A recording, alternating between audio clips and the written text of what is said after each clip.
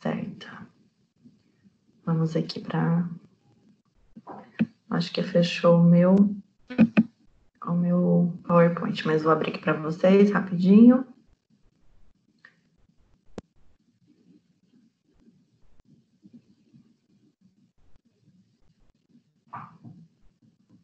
Vou desativar minha câmera. E vou compartilhar a área de trabalho com vocês.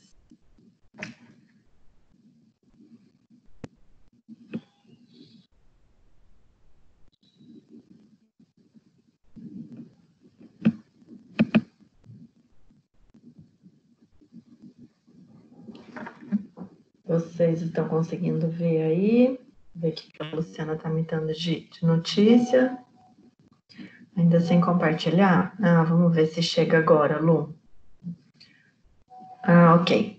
Então, acho que entrou os slides. Eu não sei, aconteceu algum problema hoje aqui na rede de casa e eu tive alguns probleminhas com a internet. Então, se a gente tiver alguma coisa aí, vocês me desculpam.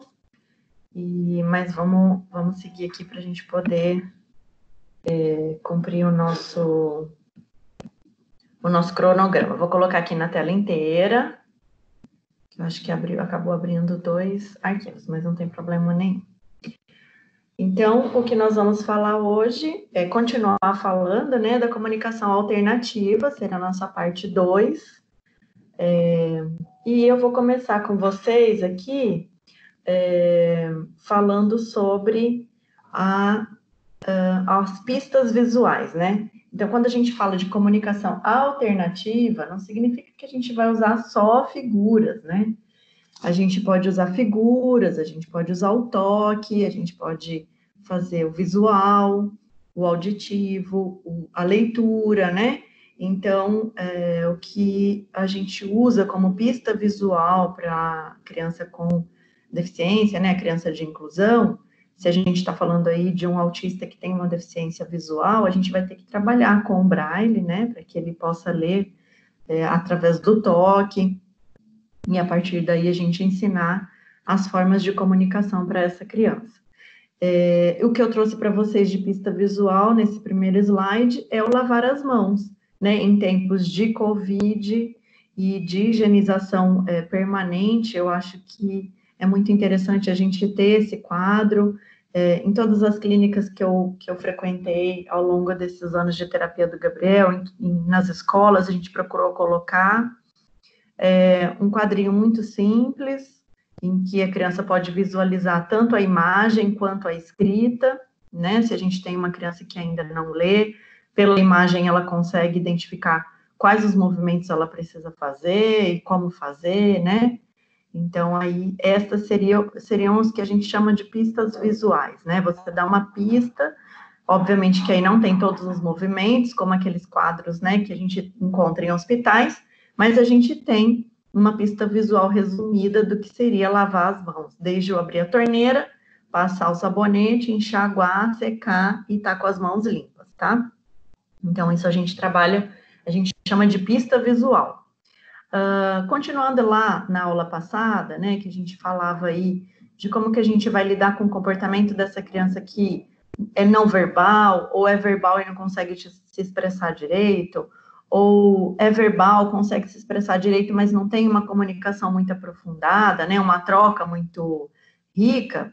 Então, a gente precisa dizer aí que tudo que se passa em torno daquele aluno vai nos instigar a investigar, né? Investigar o quê? Quais as causas daquele comportamento que está fugindo ao padrão natural do aluno. Então, se você tem um aluno que ele é mais quietinho, mas naquele dia ele está com muitos teens, correndo muito de um lado para o outro, ou muito ansioso, muito nervoso, de repente, aquilo que eu dei para vocês de dica do caderno de comunicação com os pais, né? O pai, escola e terapeutas, ele vai te trazer subsídios para entender o porquê que aquele aluno está agitado, ou está triste, ou está chorão, ou está agressivo naquele dia, né? Eu tenho muito isso com o pessoal da escola do Gabriel, então naquela noite em que a gente ultrapassa um pouco o horário de dormir, que eu sei que no outro dia vai pesar um pouquinho, né, para ele mais, tá ali em sala de aula, principalmente quando a gente tem aulas mais pesadas para ele. Então, eu já aviso, olha, ele foi dormir tarde, na hora de acordar foi mais difícil tirar ele da cama, ou então a gente tem aqueles dias em que a criança acorda super bem, né, já tá acordada, alguns dias ele acorda e já se trocou, a hora que eu chego lá para acordar ele, ele já tá trocando. Então, assim como nós, né, eles, assim, então, enquanto nós, seres humanos, nós e eles, né, eles e nós, a gente precisa investigar qual é a causa daquele comportamento inadequado que eu estou observando hoje na aula, ou se ele se estende por uma semana, por um mês, né, a gente entender o que está acontecendo com aquele indivíduo.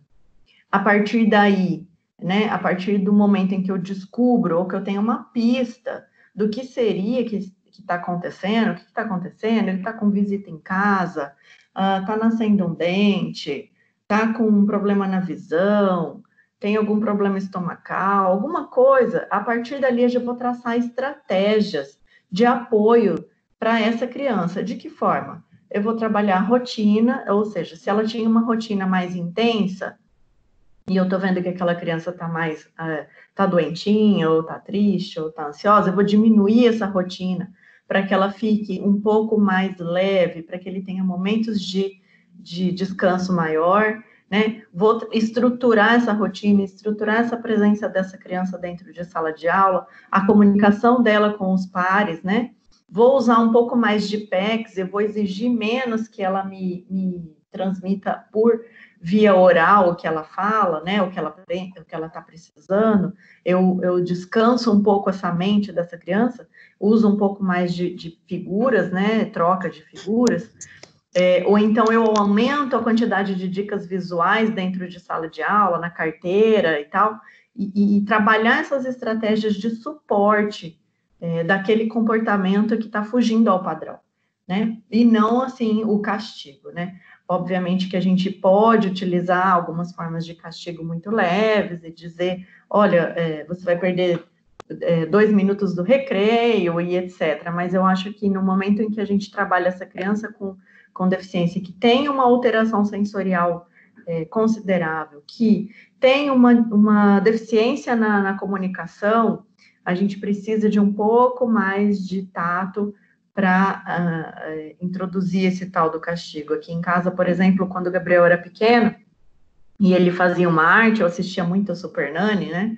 E ela dizia que, fica no banquinho 2 minutos, quando tem 2 anos, 3 minutos com 3, e eu lembro que ele tinha uns 3 aninhos, eu não tinha o diagnóstico dele ainda, e eu dizia, você vai para o banquinho 3 minutos, e aí, de repente, num outro momento, ele ia, fazia a tal da arte, e dizia, mamãe, não muito assim, né, porque ele não era muito verbal, mas ele dizia, mamãe, 3 minutos banquinho, fiz arte, uma coisa assim. Então, eu percebia naquele momento que com o Gabriel os castigos não iam funcionar muito bem, né.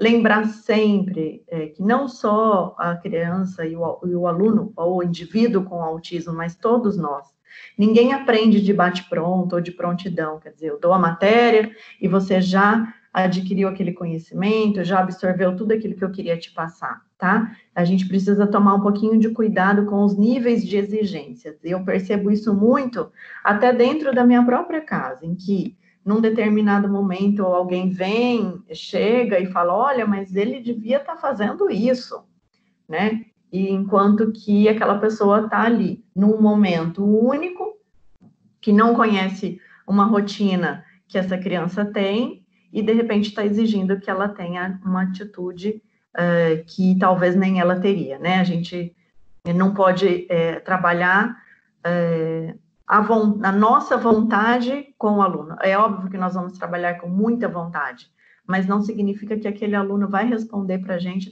da forma que a gente gostaria ou que a gente imaginou.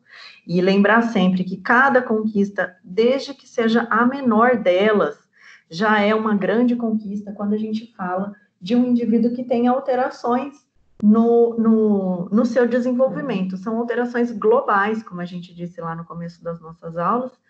Então, a partir daí, a gente precisa entender que, de repente, num clique, essa criança vai aprender aquilo que eu falei, que eu ensinei, e com o Gabriel e com as crianças que eu tenho contato sempre acontece no de repente, a hora que a gente menos espera, ela solta, e a gente percebe que o conteúdo foi absorvido, né? Então, vamos pensar aí, principalmente nesse momento de pandemia, nesse momento em que a gente está se reinventando de todas as formas, né?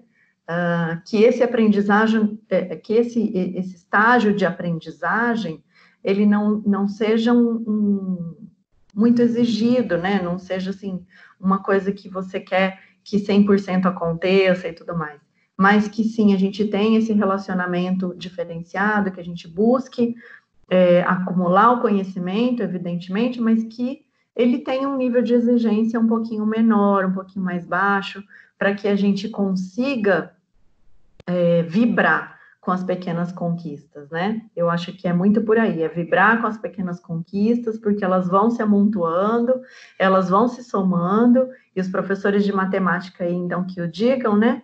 Essa soma, ela acaba ficando gigantesca, e evidentemente a gente vai ver esse aluno lá na frente, num curso superior, ou num trabalho formal, ou até mesmo informal, né? A gente vai conseguir ver essa pessoa, esse indivíduo se desenvolver e seguir carreira e seguir sua vida, né? Outra dica, então, que eu dou para vocês, quando a gente está trabalhando essas formas de comunicação, né, mostrar outras formas de comunicar aquela raiva, aquele comportamento inadequado, tá? Mostrar que existe um desconforto, mostrar para aquele indivíduo que você entendeu que ele está desconfortável, do tipo assim, olha, eu entendi, eu estou vendo que você está meio irritado hoje, você está muito nervoso com alguma coisa, ou então dizendo, olha, eu estou vendo que você está um pouco triste hoje, o que está te magoando, você está magoado, foi alguma coisa que aconteceu? Então, trazer para esse universo autista outras formas de comunicar, ou seja, de ele entender que você entendeu o que ele está sentindo, né?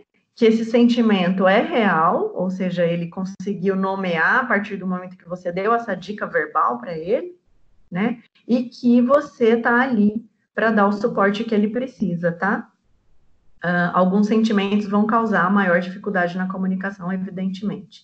Então, uma dica que eu dou para vocês, que eu usava com o Gabriel, é ter um quadrinho de gratificações, de congratulações, ou de coisas que ele não conseguiu fazer, né? Então, se vocês tiverem oportunidade de fazer isso, não precisa ser com velcro, mas se vocês quiserem fazer, é super tranquilo. A gente pode fazer lá uma tabela na mão mesmo, né, daquela semana, né? E a partir do momento que o aluno vai cumprindo aquela estrutura, né? Isso daqui é uma estrutura de atividades de rotina. A partir do momento que ele vai cumprindo aquela estrutura, ele vai ganhando o reforço positivo, que é a estrelinha, né? Na análise do comportamento aplicado, a gente usa muito a questão do reforço positivo, a gente não usa o reforço, o castigo, o negativo, a gente nunca, óbvio que nunca não existe, né? Mas a gente procura não usar as palavras não faça isso, isso é errado, mas sim tentar mostrar de outras formas que aquela criança deveria fazer. Ter um comportamento diferente, que o comportamento diferente é esse, e que se ele tiver o comportamento X, ele vai ganhar uma estrelinha ali no quadrinho dele, certo? Então, com o Gabriel, a gente usou por um certo período esse quadro de recompensa e valeu muito a pena, tá? Aí na fotinho de baixo, então, eu tô colocando um grande amigo meu que mora no Rio de Janeiro, ele chama Rodrigo Brivio, e ele tem uma academia dentro da Bodytech, em que ele trabalha todas as funções motoras das crianças com deficiência lá, que procuram, né, a academia lá, e fazem as atividades com ele. Ele chegou a vir aqui em Ribeirão uma vez, dar uma palestra para nós, é uma pessoa muito perspicaz, e ele trabalha muito o reforço positivo, trabalha o esporte para essas crianças, aí os professores de educação física quiserem dar uma olhada, ele tem Instagram, ele tem Facebook, e é bem legal, porque ele filma as atividades e você pode, a partir daí, aplicar no seu dia a dia, né? Ele tem lá uma academia formada com vários instrumentos, né? Muito bem adaptada, mesmo porque é dentro de uma academia particular, mas ele trabalha muito esse reforço positivo e eu acho legal se vocês tiverem oportunidade, dá uma olhadinha aí nas dicas que ele dá. Ele trabalha o reforço positivo, e ele também trabalha aí a análise do comportamento, a terapia, uma forma de terapia ocupacional de integração sensorial, e a partir daí ele vai introduzindo formas de comunicação com essas crianças, tá? Então, é um trabalho bem legal aí para vocês conhecerem. Ele chama Rodrigo Brivio, B-R-I-V-I-O, Brivio, tá? Então, uma dica aí para os professores sobre o autismo é que a criança com autismo, por muitas vezes, vai precisar de um pouquinho mais de tempo do que um indivíduo dito neurotípico, né? Para processar as instruções verbais.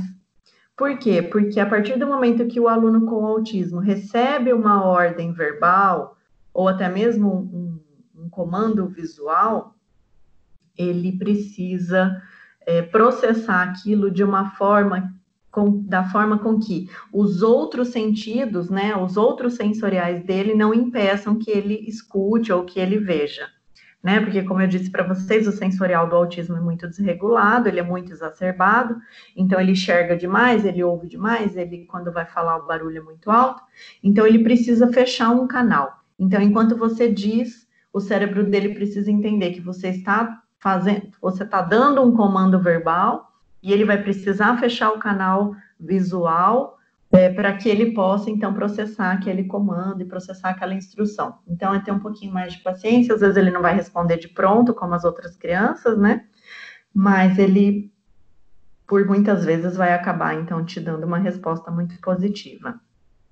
Então, eu coloquei aí no quadro de baixo para vocês, né, para que vocês possam combinar uma intenção comunicativa de compreensão e expressão. Por exemplo, se você quer que a criança aponte, né, eu quero ensinar a criança a apontar alguma coisa, então eu vou primeiro ensinar para ela, se eu quero que ela aponte um vaso, vou lá, levo ela no vaso, boto a mãozinha dela no vaso, e vou falando, isso aqui é um vaso, a gente põe a planta no vaso, e eu uso a palavra vaso por diversas vezes, posso usar até uma figura, né, uma figura de troca de troca, um pack, para que depois ela entenda que aquilo ali é a figura do vaso personificado, né? Então, a partir do momento que ela compreende que aquilo é um vaso, eu posso trazer para ela a palavra vaso escrita, para ela ter entendimento dessa expressão, e depois eu dizer para ela, num segundo momento, olha, aponte onde está o vaso. Me mostra onde está o vaso, né? Porque aí, então, ela teve como processar as dicas visuais e as dicas verbais, né? Ela teve como compreender e teve como absorver o que é a expressão vaso, tá? Então, a gente vai combinar todas essas intenções comunicativas para a gente conseguir fazer com que aquela criança aponte. Então, o que eu coloco aí para vocês é que vocês possibilitem escolhas, né?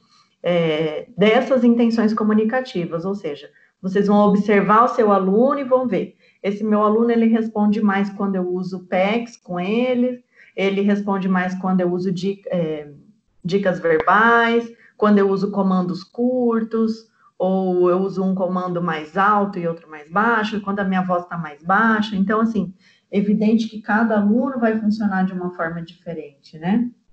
Assim como quando nós temos uma sala sem inclusão, a gente percebe que tem um aluno que é mais quietinho, um aluno que é mais espivetado, aquele aluno que eu preciso colocar na lousa para ele escrever tudo, para que ele não bagunce a sala toda, né? Então, vai da percepção de vocês possibilitar essas escolhas, né? Se eu vou usar as dicas visuais, mas só com palavras, né? Vou fazer uma lista, vou fazer um quadro, vou usar os reforçadores, tá?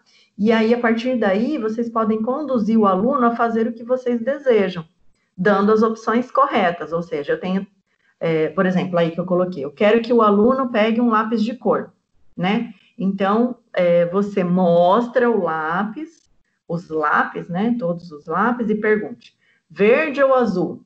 Né? E mostra o lápis para a criança, até que ela consiga identificar que aquilo é o verde, aquele outro é o azul, e aí, então, ela dizer, através de gesto, né, vai ser a comunicação gestual, qual que ela quer. Ou até mesmo ela dizer, você tentar fazer com que ela diga, né, Você fica um pouco mais afastado, mostra o verde e o azul, e diz, você quer o verde ou o azul?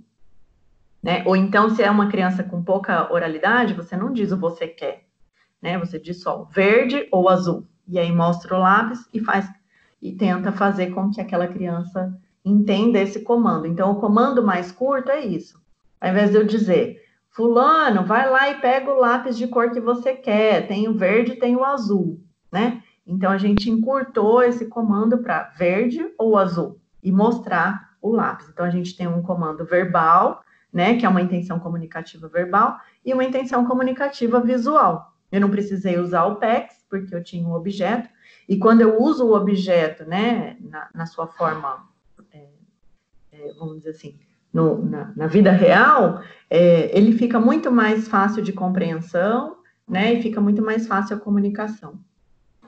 Então, a partir disso, vocês podem usar esse exemplo para tudo que vocês quiserem, tiverem de intenção de comunicação com seus alunos, né? Então, isso demanda um pouquinho mais de atenção, um pouquinho mais de tempo, de paciência, mas com o tempo, vocês vão perceber que, de repente, a hora que vocês vão conversar com aquele aluno, e é uma segunda atividade, uma terceiro dia daquela atividade, e você quer que ele escolha o lápis, de repente vocês vão se espantar com o fato de que ele vai chegar e vai já pegar o lápis da cor que ele quer, sem que você tenha que dar o comando. Então, a gente diz que a intenção comunicativa, ela avançou, e a partir daquele momento, a pessoa, ao invés de ter que emitir o comando, né, emitir a comunicação, ela vai vir do aluno para o professor, e não do professor para o aluno. E aí a gente pode usar em todas as esferas que a gente for trabalhar com esse aluno. E as comunicações de maior complexidade, então, podem ser desenvolvidas com o tempo de convivência, tá? Então, quando eu quero desenvolver uma comunicação de maior complexidade, eu vou precisar, obviamente, avaliar aquela criança. Se ela está já compreendendo o que é um lápis de cor, entendendo quais as cores que existem, o verde e o azul, se ela já tem essa comunicação de saber o que é o lápis de cor, saber quais são as cores, e dizer a cor, então eu estou desenvolvendo a partir daí uma maior complexidade de comunicação, tá? As dicas visuais e as dicas verbais vão ajudar muito nisso. Então, eu posso, de repente, num segundo momento, colocar por escrito verde ou azul, né, para que a criança comece a visualizar como que aquilo vai ser processado depois no momento de escrita, tá? E, obviamente, no momento de leitura, ela vai começar a adquirir esse tipo de conhecimento. Coloquei para vocês aí uma outra dica visual do vestir, né? Ao longo da aula eu vou colocando umas dicas extras aí para vocês usarem no dia a dia.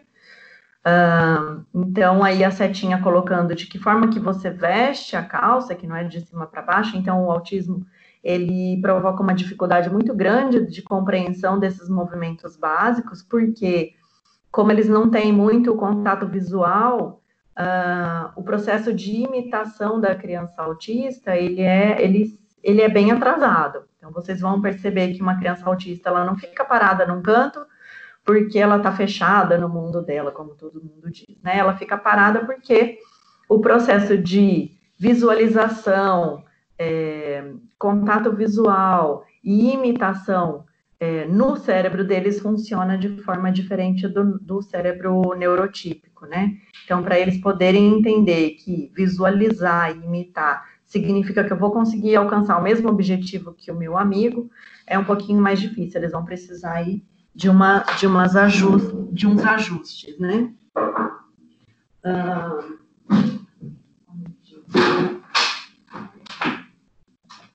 Então, se a gente pode usar, eu vou dar um exemplo para vocês aí, usar as dicas para mostrar qual atividade vai ser feita. Então, vocês podem lá desenhar essa atividade, né? E a partir daí, usar as dicas visuais e também a escrita, dependendo do nível que a gente está falando aí dos alunos, né? De alfabetização, e colocar para eles essas dicas visuais Tem algum microfone ligado, pessoal? Vamos desligar aí, por favor. Algum microfone que ligou? Vamos dar uma olhadinha aí, todo mundo. Se a gente volta, eu vou voltar lá na tela. Ah, não, acho que... Será que eu volto na tela? Não, parece que desligou. Obrigada. Então, a gente vai usar as dicas para mostrar qual atividade vai ser feita. Então, a gente usa essas dicas visuais.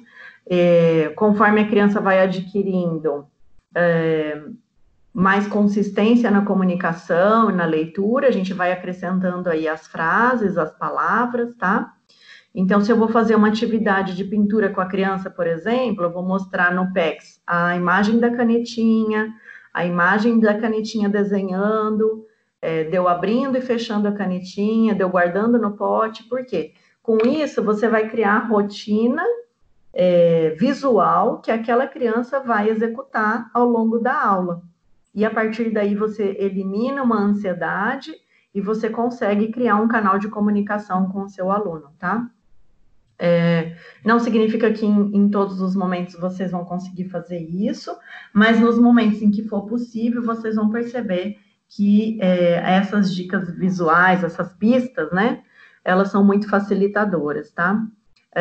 Facilita também mostrar as etapas do processo, ou seja, todas as etapas em que você for mudar o foco, olha, agora nós vamos trocar a tinta, nós vamos usar tintas diferentes. Se você puder dar uma dica oral, né, verbal para essa criança, você descrever quais são os próximos movimentos que vão ser feitos, vai ser muito mais fácil para essa criança. Então, você descrever, por exemplo, o que eu coloquei para vocês, qual o lugar na fila. Então, dizer, olha, aqui é o seu lugar na fila. Você vai ficar nesse X espaço. Qual é o lugar dele na sala? Olha, aqui é a sua carteira. Então, tudo que a gente puder descrever para essa criança, seja de forma verbal, seja por escrito, né? Colocar o nominho dela lá na carteira, fazer um xizinho na onde é o lugar dela ficar na fila, tudo isso vai facilitar esse processo de aquisição dessa habilidade. Porque tudo isso que nós estamos falando são habilidades, a habilidade de permanecer numa atividade, de executar uma pintura, de escolher a cor, de vestir o tênis, de colocar uma meia, né, de colocar a calça, camiseta, cueca, tudo isso são habilidades que nós, cérebros neurotípicos, fazemos de forma mecânica, né? Quando nós começamos a aprender isso, ela não é tão mecânica, a gente sabe, a gente vê que coloca duas perninhas numa perna da calça só e tudo mais, mas no cérebro autista, esse desenvolvimento, ele tá um pouquinho mais atrasado, por isso que a gente precisa, muitas das vezes, trabalhar isso aí um pouco mais e dar essas dicas visuais para que facilite, são facilitadores, né, na verdade. Então, dizer qual é o lugar na fila, o lugar na sala. De repente, se possível, usar fotos reais quando a criança não entende o desenho, né? Porque por diversas vezes a gente se depara com crianças que têm o TEA, mas tem uma outra comorbidade aí que pode estar ensejando uma deficiência intelectual mais severa e que a partir daí a gente vai ter uma dificuldade muito maior de comunicação. Então, se eu uso a foto real para essa criança, num determinado momento eu consigo aí uma conexão comunicativa muito mais fácil, né? E não estou dizendo que todas as vezes vai ser possível, mas quando possível usar a foto real, ou vocês pegam um objeto real mesmo, tá? Trouxe aí para vocês um joguinho, né? Uma forma de trabalhar aí quando a gente já tem uma criança que está alfabetizada, que consegue escrever, que consegue pensar. A gente trabalha muito esses joguinhos com o Gabriel, acho que eu já falei das aulas passadas, né? Em que a gente escolhe uma letra, dá um tempo e faz com que a pessoa escreva o máximo possível de palavras com aquela letra ou com aquela tríade de letras e tal. E isso é legal porque você vai dando para aquele aluno o que a gente falou aqui nesse slide, ó. Nesse slide com a foto do lado esquerdo, que é a compreensão da expressão. Então, quando ele sabe escrever e ele faz com que o cérebro dele busque palavras com aquelas letras, ele vai estar desenvolvendo aí a compreensão dessas expressões, tá? Óbvio que tem palavras aí que a gente nem conhece, né, e tal, mas eu coloquei aí muito para exemplificar para vocês, que eu acho que fica mais fácil assim.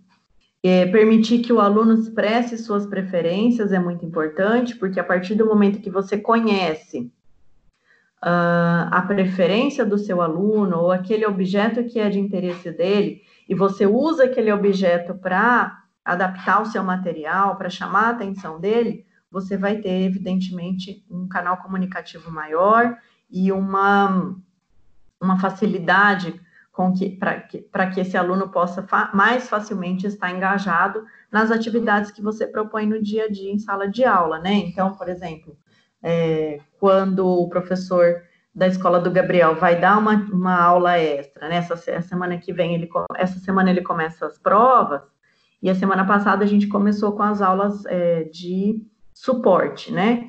Que é um resumo da matéria que o professor quer que ele estude para a prova, porque a matéria dele é sempre um pouquinho mais reduzida, principalmente nessas matérias em que ele tem mais dificuldade, que é português, história, geografia e ciências, né? Então, esses professores, eles preparam uns slides menores, mais resumidos, e dão uma aula particular para o Gabriel antes da prova, né? Então, num primeiro momento, a gente teve uma semana de prova um mês atrás, e a professora de português foi falar sobre verbos, conjugações e etc. E foi uma aula muito estressante, que assim, até eu mesma fiquei bem entediada. E então eu conversei com o pessoal da adaptação, né, e falei, olha, eu acho que podia colocar ali algumas figuras de interesse do Gabriel. Nessa segunda aula, então, ela veio com eles estão estudando as formas de sujeito, né, sujeito simples, composto, oculto, indeterminado. E então a professora colocou frases e até mesmo algumas tirinhas em quadrinhos da Turma da Mônica. Então foi uma aula super divertida. O Gabriel falou, esse é o Cascão. E aí, então, numa das frases fala, qual que é o sujeito dessa frase, né? E tal, é oculto, porque o Cascão foge da água. Então era uma coisa bem legal, assim. Então, é permitir que o aluno expresse as suas preferências naquele momento e você use essas preferências a favor desse processo comunicativo.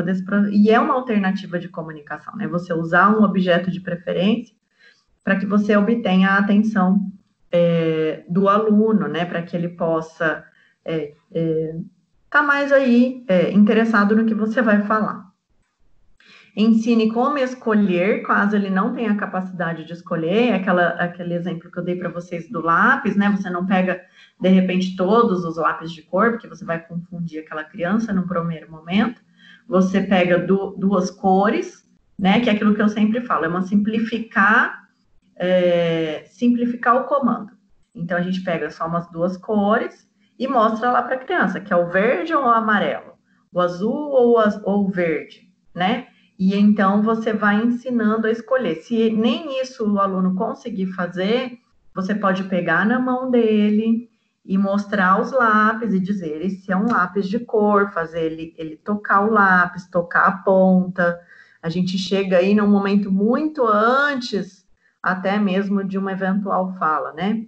Então, e também a gente está falando aí de alunos de todas as idades, tem alguns alunos que não têm essa capacidade ainda, então a gente chega e nós vamos dar um auxílio físico, né? Então, não só verbal, não só um comando verbal, muito menos visual, mas a gente vai ter que retroceder para aquela ajuda física de pegar na mãozinha dele, de botar a mãozinha dele no lápis, de fazer com que ele sinta o lápis, de até mesmo colocar junto com a sua mão no papel e pintar junto com ele, segurando na mão dele, para ele entender qual é a força que eu tenho que empregar para segurar o lápis e qual é a força suficiente quando eu mexo esse lápis para a esquerda e para a direita que eu vou precisar empregar para que eu consiga pintar, né?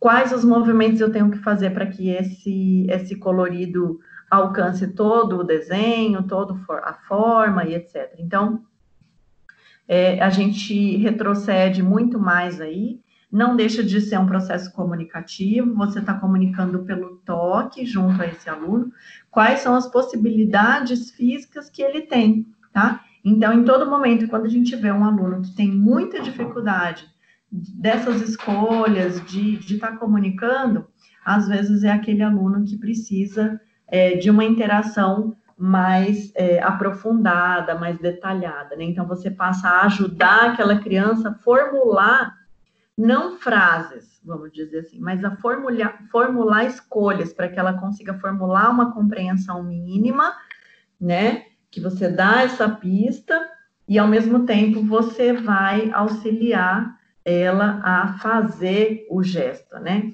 Então, aí, às vezes, a gente consegue até uma evolução muito legal na fala da criança quando a gente trabalha o gesto juntamente com a criança. E depois, com o tempo, obviamente, você vai retirando essa ajuda física, né? E a gente vai passando aí para os outros tipos de comunicação, da visual, a auditiva, né? E tal. Então, essa ajuda que a gente dá quando a gente pega na mão da criança, ou quando a gente pega na cintura, no pé, para ensinar a chutar a bola e tudo mais, a gente fala que é uma pista proprioceptiva, quer dizer, eu vou fazer com que a propriocepção da criança entenda qual é a força, né? Qual é a meta que eu tenho que ter para alcançar aquele objetivo. Então, eu coloco aí para vocês que vocês vão ser um tradutor-intérprete, né? Muitas das vezes eu ensinei para o Gabriel o que era o frio, o calor, a fome, o medo e o gostar. Então, eu dava pistas visuais, obviamente, eu pegava na mãozinha dele também e colocava lá na água fria, na água quente. Até hoje ainda ele tem um pouco de dificuldade quando ele vai para o banho de regular a temperatura desse chuveiro. Por diversas vezes eu pego ele tomando banho muito frio, porque o que ele tem de comando na cabeça dele é que eu tenho que girar a torneira para que ela saia a água do chuveiro, mas o comando eu tenho que girar de uma forma com que eu tempere a água, é um pouco mais difícil. E engraçado que quando a gente está em chuveiros em que para temperar a água eu preciso usar a esquerda, a direita, ou aquele que você vira para a esquerda e para a direita para temperar a água, aquela torneira, ele tem uma facilidade melhor de chegar na temperatura mais adequada para o momento. Por diversas vezes também eu peguei ele roxo de frio e com a blusa tirada, porque num determinado momento ele estava com calor ou ele estava incomodado com aquele tecido, e ele tirou a blusa mesmo estando muito frio e ele não volta a se cobrir. Hoje isso é muito mais raro, mas por diversas vezes eu fui esse tradutor-intérprete para ele, para que ele entendesse. Então, o que eu digo para vocês de dica é isso. Quando a gente tem o início de uma intenção comunicativa com alguém, a gente precisa observar muito em qual nível, né, aquela avaliação que a gente faz. Qual nível de comunicação essa criança se apresenta, em que nível que ela está, e dentro das pistas que eu aprendi, quais são aquelas que eu vou conseguir usar de forma mais eficaz, né? Se eu vou usar o tato, se eu vou usar a propriocepção, se eu vou usar o visual, a audição, a metacognição, quais delas, né? Então, assim, por diversas vezes também eu coloco as coisas no prato dele, então eu tenho que sempre lembrá-lo que não é necessário comer tudo, porque muitas das vezes acaba que eu sirvo ele por conta da correria do dia a dia. Ou então, quando ele se serve, como eu tenho eu preciso, né, tirar essa tradução aí, né, eu preciso parar um pouquinho com isso, de servir ele, fazer com que ele se sirva, para que ele tenha ideia do quanto ele pode colocar no prato, que vai ser suficiente para ele se alimentar e estar bem e estar satisfeito, né? Então, essas questões aí, essas pistas, a gente precisa dar sempre, e num determinado momento a criança passa a ter condições de fazer por si só. Quando é esse momento? Depois de uma, depois de duas, depois de quantas vezes, né? Eu costumo brincar que eu falo que é igual quando a gente pergunta para Jesus quantas vezes, para Deus, né? Quantas vezes a gente precisa perdoar as pessoas. Em determinados momentos vai precisar ser 70 vezes 7 mesmo. E assim, aumentando aí um pouquinho mais, puxando a sardinha para o nosso lado, 70 vezes 7 se renovando a todos os dias, né? Então, como se a gente estivesse renovando todo dia aquela intenção comunicativa com aquele aluno. O legal é que você já vai saber quais são as pistas que mais dão resultado com o aluno, então você já vai direto nela, e a partir do momento que você percebe que aquela pista, ela está facilitada, ou seja, o aluno está conseguindo fazer, eu consigo pegar na mão dele, ele consegue pegar o lápis sozinho, ele consegue desenhar um pouquinho mais forte, então eu vou retirando esse suporte e vou introduzindo outros, né? A partir do momento que a propriocepção, né, a pegada, o andar, o chute, ele está assim, mais desenvolvido, eu vou passar para o próximo passo, que seria aí o visual. Se eu percebo que o visual já está ok também, eu passo para dicas verbais. Se o visual, o tato e a dica verbal tá boa, aí então eu tenho uma comunicação quase que completa, né? Eu preciso só depois da reciprocidade desse aluno, mas aí a gente vai ter que trabalhar um pouquinho mais de ideação, de comunicação face a face, de trocas e tudo mais. Trouxe uma outra atividade para vocês, que é bem legal, trabalha aí essa parte da pragmática e da semântica, que você olha a figura e o seu cérebro tem que pegar ali qual é a palavra certa para identificar que figura é aquela. E como a gente tem aí palavras muito parecidas, como na primeira, né, o sapo, bolo e pato, a gente vai fazer um treino aí de escolha da palavra, que é muito interessante também, para vocês brincarem aí, brincar não, né? Trabalhar com seus alunos. Então, sabonete, café, bigode, e a partir daí, não mudou a tela, tá na bola ainda, vê agora. A gente mudou a tela? Ok. Então, aí o que eu coloquei para vocês é para circular a palavra de acordo com a figura. E eu aproveito para fazer essa atividade com o Gabriel quando eu quero expandir o vocabulário dele também, né? Porque aí eu faço ele circular a palavra correspondente à figura, mas num segundo momento eu mostro para ele na tela da internet as outras palavras, né? Então, ali no primeiro, que é o bolo, obviamente o Gabriel já ultrapassou um pouquinho mais do bolo, né? Mas do bigode, a boneca, o bico, a baleia, o barco, a bota, né? O bombom, a bala aí. Mas em algum momento a gente acaba tendo algumas palavras que ele ainda não adquiriu. E então venha circular essa palavra e no momento seguinte eu explico o que são as outras palavras que estão ali, né? Então, aí, só nesse quadrinho a gente tem trabalhos aí para semanas. Então, é aumentar esse canal de comunicação usando as dicas visuais, né? Que são as imagens e os símbolos. E aí, ao lado dessas imagens e símbolos, eu posso ter a palavra escrita, né? Que aí eu vou ter uma soma, né? Dessas dicas. E para que você entenda, né, de novo aí, vou falar para vocês, como que eu vou fazer, como que eu vou formular essas atividades, como que eu vou dar o comando, de que forma que eu vou fazer esse planejamento, né, e tudo mais com esse aluno. A gente precisa estudar o perfil sensorial do aluno, né, se eu consigo formular frases mais completas ou não com aquela criança, se eu consigo dar comandos muito breves, se eu dou comando muito breve, ela me responde bem, ou se eu posso estender esse comando, né? Como eu vou buscar uma forma de ajudar esse aluno a planejar o movimento motor que ele vai fazer, né? Então, vamos supor, quando eu quero fazer com que o aluno vá fazer alguma determinada atividade. Então, vá até o quadro negro, pega o giz, escreve lá ou desenha lá um coração, tá? Então, eu não posso falar assim, fulano, vai até lá, pega o giz e escreve o coração. Quer dizer, muitas das vezes eu vou até chegar nesse nível de comunicação, mas quando eu tenho um aluno que eu estou trabalhando ainda, de repente a gente vai precisar abreviar esses comandos. Então assim, fulano, olha, levanta da cadeira, vai até a lousa. Então, quando ele levanta a cadeira e vai até a lousa, ele chegou. Quando ele chegou, você diz, pegue o giz, escolha uma cor de giz. Então, ele escolhe, e agora você desenha o seu coração, né? Então, é trabalhar isso, esses comandos fragmentados, né? Para que a criança possa entender qual é a sua intenção comunicativa, entender qual é a atividade que você está fazendo.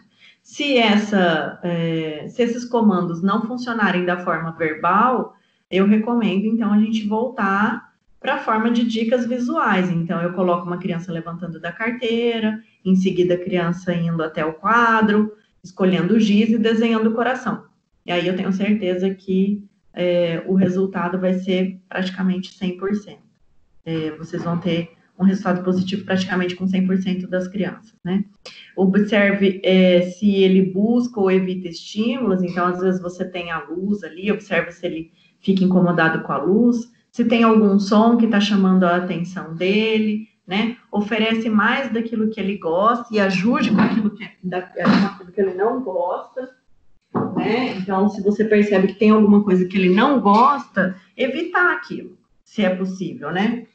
Se a gente pode evitar aquilo, então vamos fazer com que o sensorial daquela criança seja menos atacado. Vamos dizer assim, que a gente vai ter um resultado melhor. Eu sei que de vez em quando vocês podem pensar, nossa, mas quanta coisa, né? Como é que eu vou dar conta de fazer isso no dia a dia? Eu acho que, por experiência própria, eu também achava que era muita coisa, que era muita informação.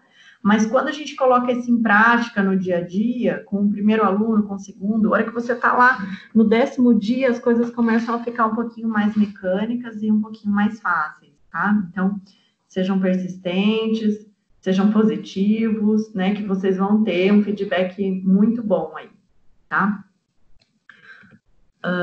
Então, vou mudar aqui a tela, acho que mudou para vocês.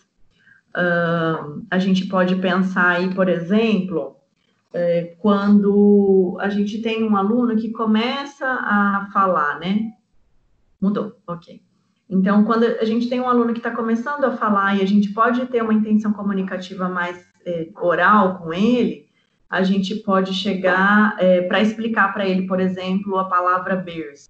Talvez na escola seja um pouco mais difícil. Vamos lá na banana, tá? Então, a palavra banana, ela é uma palavra mais difícil para uma criança falar, mas se a gente, que é uma criança que está começando a falar, né? Mas se a gente fala a palavra bolo, por exemplo, e mostra um bolo, a criança pode dizer, vamos supor, bolo. E aí você diz, muito bem, bolo. E a gente nunca vai repetir a forma errada que a criança disse, tá? Então, você vai falar bola e a criança fala bó ou boa. Aí você fala, muito bem, bola. E uma coisa que ajuda muito o outro entender a forma com que você está expressando aquele fonema é você pegar a mão da criança e colocar no seu pescoço. Porque é ali que estão as cordas vocais. Depois vocês podem fazer aí um teste, a hora que vocês falam bola, e coloca a mão no pescoço para vocês sentirem as cordas vocais vibrando, e isso funciona muito legal.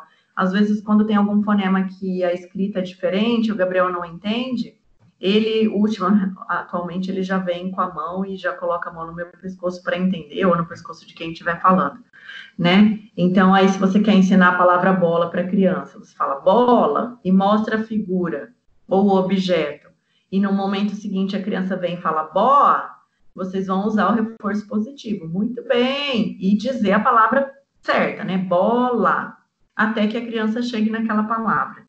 E aí a quantidade de vezes vai depender de cada um, é aquela história que eu contei para vocês, tá?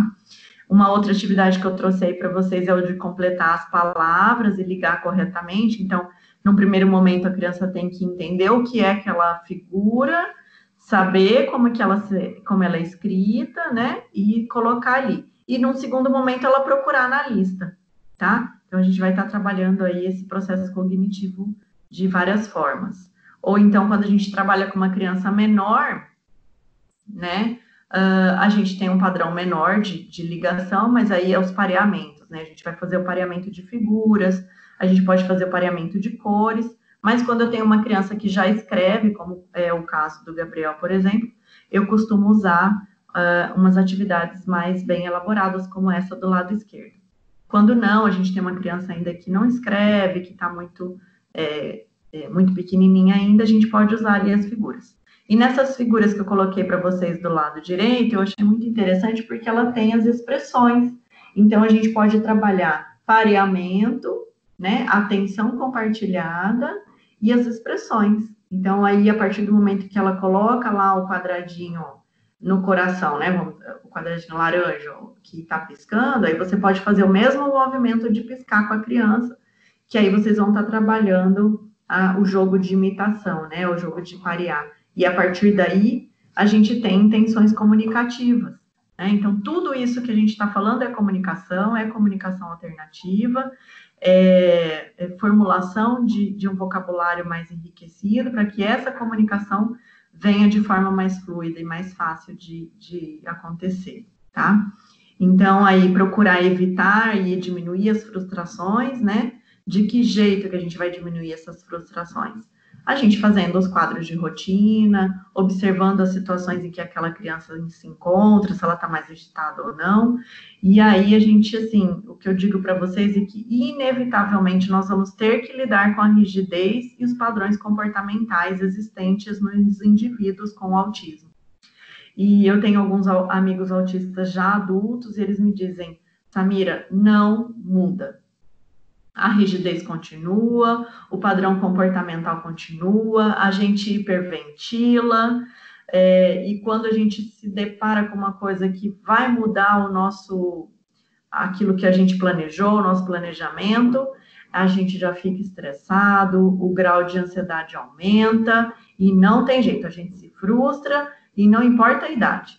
Então, assim, quando o exterior consegue diminuir essas frustrações, a gente vai ter uma criança muito mais receptiva, um aluno muito menos rígido, né, e capaz de lidar com esses padrões de alterações comportamentais e alterações de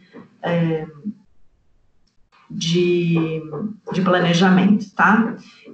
Eu costumo dar um exemplo muito legal, que é de quando eu vou viajar com o Gabriel, então se a gente vai, até mesmo quando a gente vai sair, né, quando a gente podia sair, vamos supor que a gente vai ao shopping, nós vamos almoçar no shopping, ou nós vamos assistir um filme, depois do filme a gente vai para algum outro lugar, então, num primeiro momento, quando a gente faz essa atividade pela primeira vez, eu costumo fazer as pistas visuais, né, então eu coloco, nós vamos no shopping, hoje não, né, agora eu já faço por escrito, né, então eu falo, X horas nós vamos no shopping, Y nós vamos fazer tal coisa, tal hora, o filme vai de tal hora a tal hora, ele quer saber que hora que começa o filme, que hora que acaba, e depois disso a gente vai tomar um sorvete, não, porque ele não come doce, né, mas a gente vai comer tomar um suco, e depois a gente vai passar na livraria, então, assim, essas dicas, né, esse planejamento que eu faço com ele um pouquinho antes e que parece besteira,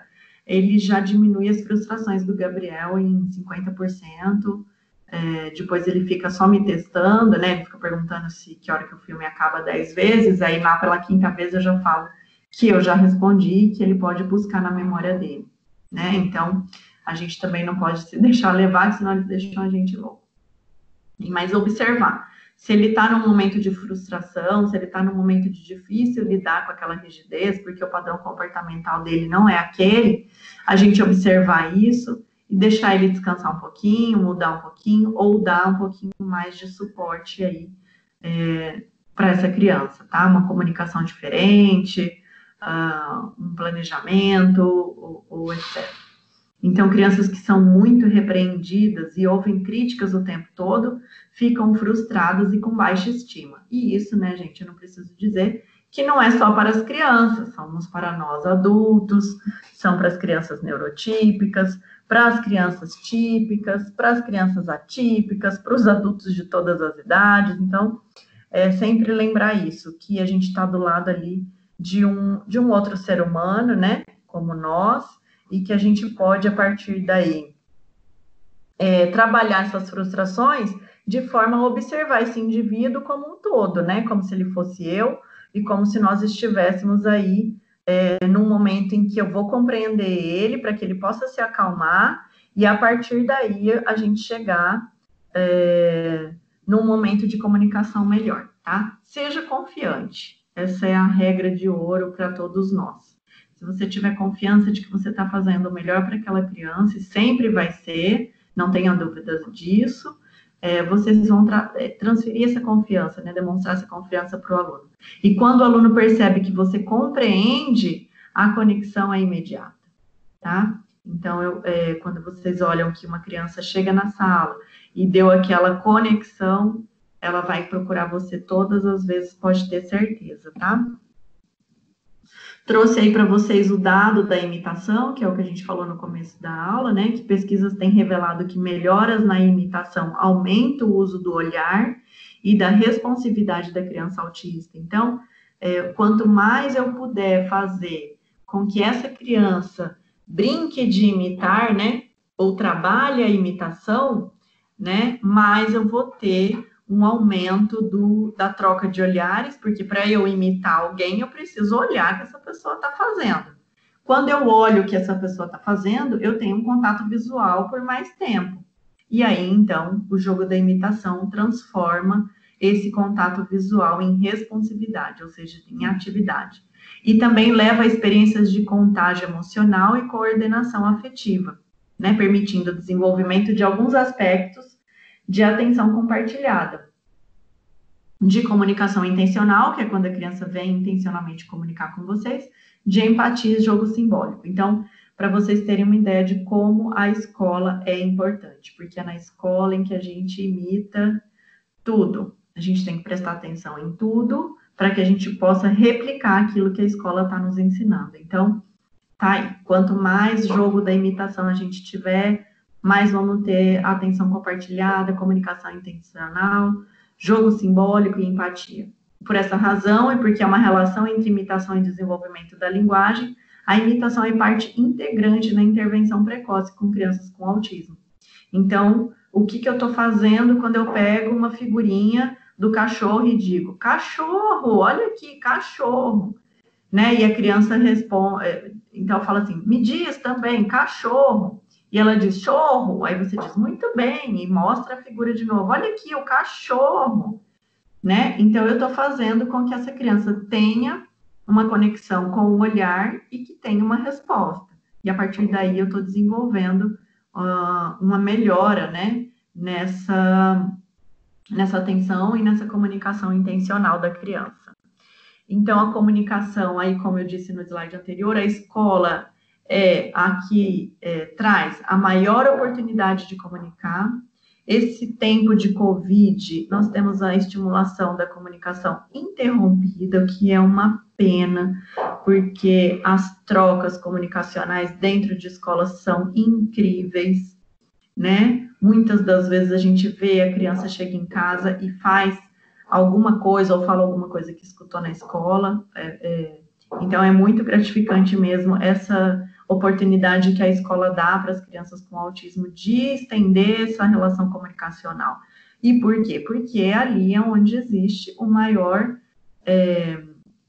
momento de imitação de um dia, né? Porque num outro determinado momento, essa criança pode estar fazendo a tarefa, pode estar fazendo uma terapia, mas é ali com o terapeuta, né? O campo de visualização dela diminui, o campo de possibilidades de imitação diminui. Enquanto que na escola isso é riquíssimo, né? E a comunicação, a base da comunicação é a troca, e digo aí para vocês novamente, sempre utilizar o reforço positivo. Né? Eu trouxe para vocês aí uma atividade de pareamento, que vai exigir atenção compartilhada e vai exigir essa troca, tá? Essa atividade vai ensinar conceitos e habilidades de cores, tá? Conceitos de que é camiseta, bola, gorro, a luva e as cores que estão ali inseridas. Então, vocês veem que é um pouquinho mais complexo. A gente não tem simplesmente aquele quadradinho, retângulo e a bolinha com uma cor só. A gente tem cores mescladas e objetos, tá? Então, a gente vai trabalhar conceitos e habilidade, que é adivinhar qual é o padrão da cor que aquele objeto tem. Então, quais são as toucas, quais são as camisetas, quais são as luvas, quais são as bolas. Qual é a bola que tem verde e amarelo, qual é a bola que tem laranja e verde, qual é a bola que tem azul e vermelho, tá? É uma atividade bem legal aí para vocês fazerem. E do lado eu trouxe uma atividade de que a gente chama de sequência lógica, que essa sequência lógica, ela vai ajudar vocês a ensinar os alunos a aprender o que vai ser feito ao longo do dia, ao longo das horas de aula. né? Então, inicialmente, você pode fazer uma sequência lógica menor, que é eu chegar na escola, sentar na carteira, assistir a aula, ir para o intervalo, voltar para a aula e ir embora. E, num segundo momento, você pode fazer essa sequência lógica de uma forma mais aprofundada. A sequência lógica, quando utilizada de uma forma mais para demonstrar questões do dia a dia, ela vai desenvolver a habilidade de contar histórias, né? E essa habilidade de contar histórias a gente também adquire quando a gente usa livros infantis, porque o livro infantil nada mais é do que uma sequência lógica, né? Então, a gente vê aí a menina olhando a loja de bolacha, né, de pãezinhos, indo até lá e comprando o docinho, comendo o chocolate lá, tá com a barriga cheia, num segundo momento ela vai comer e ela não consegue comer tudo que os pais lhe oferecem. Então, essa é a sequência lógica de quando você se alimenta de alguma outra coisa antes do jantar ou antes do almoço, né? Então, trabalhar essas histórias sequenciais com o aluno. Ela pode vir aí sem historinha nenhuma escrita, ou ela pode vir com alguma historinha escrita. Aí vai depender do que vocês querem traduzir aí para os seus alunos, tá? Então, eu trouxe também para vocês uma lista, não vou ficar lendo tudo, né? Vou deixar aí para vocês, ficou um pouquinho embaçado, mas acho que está dando para ler, né? Vocês conseguem ver? Que é qual tipo de atividade proposta, vocês podem usar uma atividade dessas por quinzena ou por semana, né? Então, hoje eu vou utilizar o jogo, eu vou usar baralho, ou dado, ou dominó, vareta, boliche, tabuleiro, os jogos comerciais de ficha, botão e etc, né? Futebol de botão. Então, você escolhe qual é o jogo que você vai usar naquele dia e qual é a finalidade, por exemplo, quando você vai dar uma aula de matemática. Desenvolver habilidade numérica, espacial, trabalhar com habilidade de resolução de problemas. Então, são adaptações que vocês podem fazer da atividade proposta. Ah, que bom, tá dando para ver. Para que, então, vocês possam aí trabalhar a oralidade, a escrita e o desenho, tá? Então, eu fiz aí várias propostas para vocês, da literatura infantil ou juvenil, o que vocês podem usar de material, o que isso pode ajudar na matemática, e aí, depois, vocês podem usar isso para as outras matérias, obviamente, né? E qual o tipo de habilidade que vocês vão trabalhar, né, quando vocês propuserem essas atividades. Tá? Na brincadeira de parlendas e cantigas de roda, problemas de palavras, né, então pega um papel como suporte, pode ser um vídeo, algumas fichas, botões, né, e aí você, então, desenvolve os problemas para que as habilidades de ler, formular e compreender a resolução dos problemas possam ser desenvolvidas por esses alunos. E, obviamente, vocês vão ter que verificar qual é a capacidade, né, em que nível intelectual essa criança está, né, de acúmulo de conhecimento, para vocês irem construindo aí essas atividades ao longo do ano, tá, gente? Eu coloquei aí, são só exemplos, algumas coisas que a gente faz com o Gabriel também, e a partir daí, a criação de vocês é que manda, tá? Quando vocês forem criar essas atividades, obviamente, sempre usar palavras e temas que vão motivar, né? É aquilo que eu falei para vocês, né? A professora de português, no primeiro momento, deu a matéria seca, sem nenhum desenho, e aquilo foi muito maçante. E agora, nessa segunda aula, ela fez toda a atividade voltada para o tema que motiva o Gabriel, que é a Turma da Mônica. E ela achou, assim, coisas muito legais, porque tinha frases e histórias em quadrinhos que deu para a gente avaliar lá e descobrir qual que era o tipo do sujeito que tinha naquela frase, tá?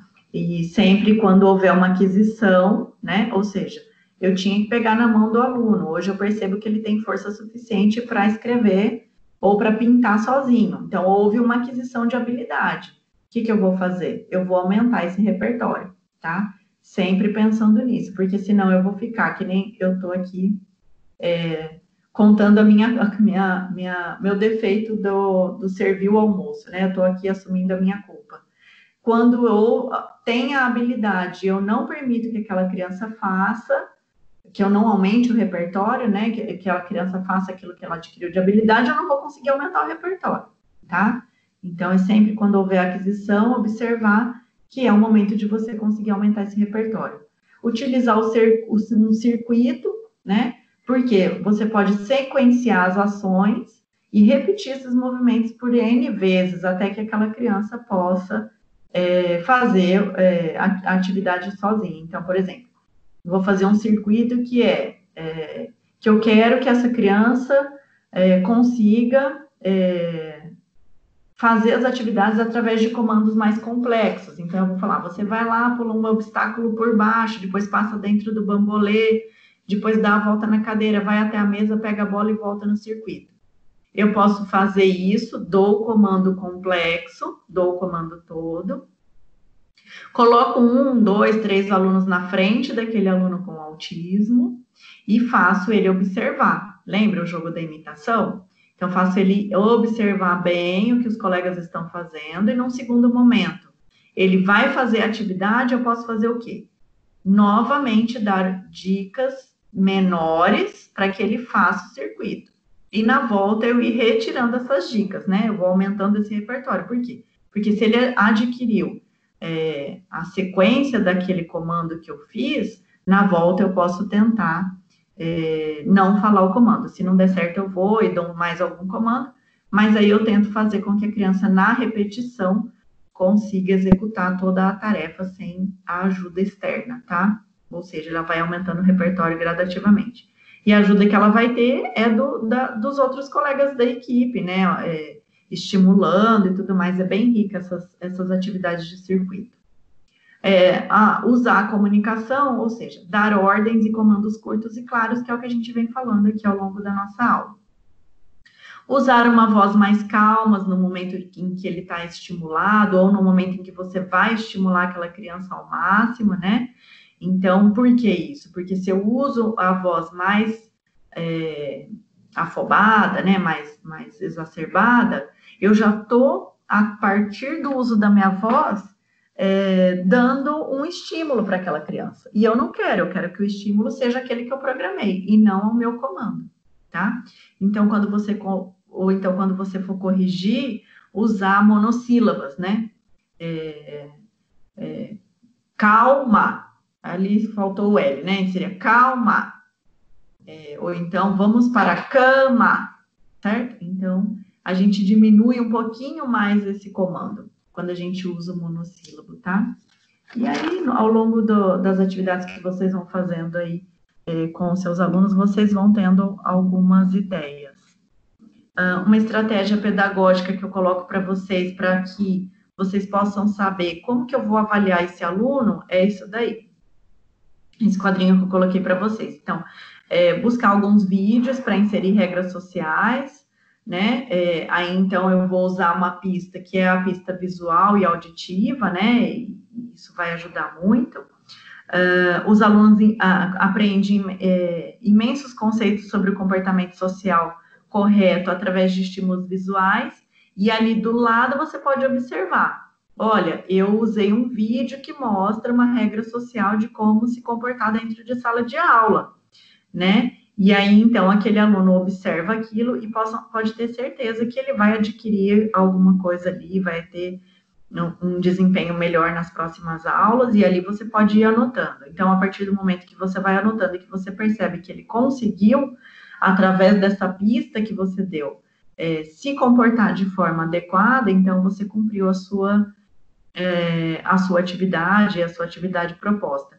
E o legal de você colocar ao lado, né, essas observações pedagógicas do processo da aquisição dessa habilidade, é legal porque a partir daí você vai ter um suporte, né, para saber o que mais você precisa dar atenção e o que você pode suspender essa atenção e aumentar o repertório, né? Desenvolver competências sociais, os alunos devem ter oportunidade de participar e interagir em ambientes naturais variados, com modelos apropriados e reforçadores. O que é isso?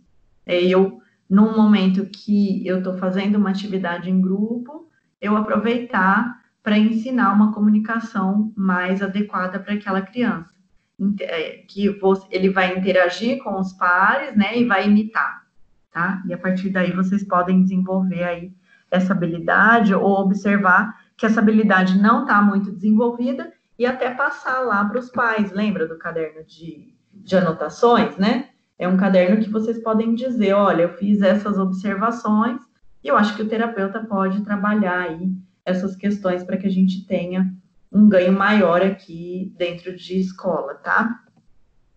Trouxe para vocês aí uma pista visual do que é as férias. Eu tinha muita dificuldade para informar o Gabriel, né, para ele entender o que eram essas férias. Então, a partir desses quadrinhos, ele conseguiu identificar que as férias era quando ele saía da escola, que ficava em casa, que ele podia ter uma outra gama de atividades diferentes, que a gente podia viajar e tudo mais. Então, fica aí a dica para vocês, quando precisarem usar, né? Eu coloquei ali, só tem o do dezembro, mas depois tem um que é o de janeiro também, a gente pode colocar ali, né? Então, mostra a criança indo para casa, depois eu vou brincar, e assim, essas pistas visuais são meio autoexplicativas, né?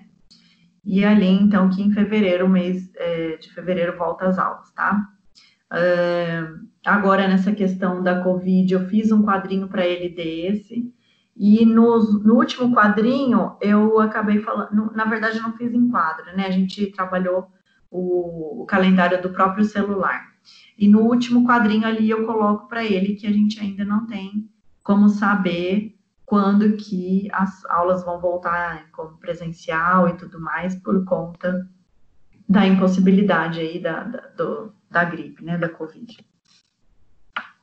Aqui eu trouxe para vocês um quadro de como seriam as sessões dentro de um set terapêutico, né, em que a gente vai observando as habilidades. Então, qual a habilidade que eu quero estimular agora nesse aluno? É a troca física. Então, eu inicio a interação da troca física, eu posso inserir as pistas verbais, né, emitir o mando de pedir, e o tato a partir da nomeação. Então, quando a gente propôs aquela atividade de circuito, né? Olha, você vai passar por cima de um objeto, em volta da carteira ou da cadeira, então você chega lá, coloca a mãozinha da criança na carteira para fazer o circuito num primeiro momento. Se só pela visualização ele não conseguiu, né? E os passos é ensinar o ensino com reforço total, né? O terapeuta ou o professor pode ajudar fisicamente o paciente a apanhar a figura, né? Como que você vai pular aquele obstáculo? Então, você ergue o pé da criança e passa para o outro lado, né? Esse reforço pode ser gradualmente aumentado ou diminuído, dependendo da necessidade da criança. E aí, depois, você vai reduzindo a pista, né? Então, aí você reduz esses comandos, reduz o tato, reduz esse contato e faz com que a criança faça a atividade por si só, tá? Então, tem a troca física, a gente pode usar um celular também, que você faz a troca, olha, agora eu vou usar o celular, agora você vai usar, né? E aí depois a gente faz esse tipo de anotação. Em 5 sessões, foram quantas tentativas e qual o resultado dessas tentativas. Então, você vê que um resultado de 80% é muito bom, significa que eu já posso passar para a fase 2, que é um aumento da espontaneidade. Então, insistir aí na interação, nos comandos verbais, emitir o mando no tato quando preciso, e aí por aí vai. E aí depois, então, a discriminação de figuras, né? Discriminar figuras de itens preferidos inicialmente, né? E então você pedir, me passa aí o Barney, né? Me dá o trem amarelo. Você emite o comando e faz com que ela discrimine a figura que você está emitindo o comando, né? Então, a gente vai começar, obviamente, com objetos que são altamente desejáveis e um não preferido, né? Então, você coloca lá, por exemplo, o Gabriel gosta da Turma da Mônica, então eu chego Turma da Mônica e uma bola, né? Por quê? Para que o cérebro da criança possa fazer essas trocas e que o cérebro da criança possa estar conectado, para que o jogo da imitação possa funcionar, tá? Para esse pareamento funcionar. E num segundo momento, você pode usar 2 objetos altamente desejáveis, né? E então fazer aí um percentual do resultado. Obviamente que se a gente... E isso aqui, gente, é coisa de atividade de 1 minuto, 2 minutos que a criança faz, tá? Mas por isso que a gente tem que ter um treino contínuo. a partir do treino contínuo, atividades de 1 minuto vão passando a se estender por mais minutos, a partir da complexidade que a criança vai adquirindo, e aí o percentual vai ajudando a gente a entender se eu posso ou não passar para o próximo nível, tá? As pistas visuais, elas também têm que ser negativas, né? Porque senão a gente não consegue mostrar para a criança o que é ou não, porque senão, de repente, ele está ali mordendo, como está ali, ou chorando, ou jogando brinquedo, ou empurrado, irritado, empurrando o amigo, se jogando no chão. Então, é muito importante a gente também ter a possibilidade de dizer o não, né, para aquela criança.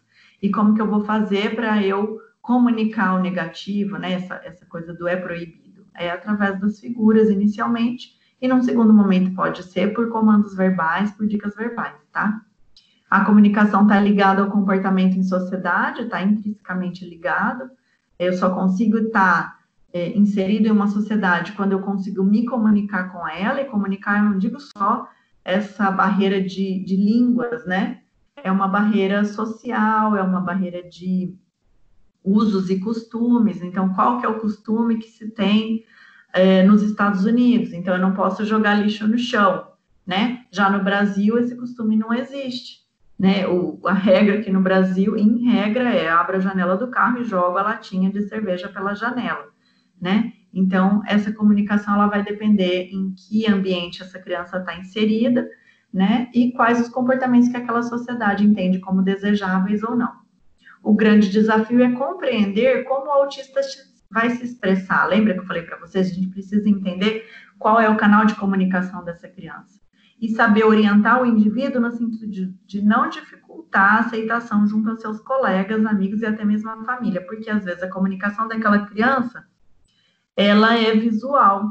E se eu não tenho uma comunicação visual construída dentro de sala de aula, essa criança não vai se comunicar. Então, eu vou dificultar a aceitação daquele aluno dentro de sala de aula, ou com seus amigos e até mesmo com a família.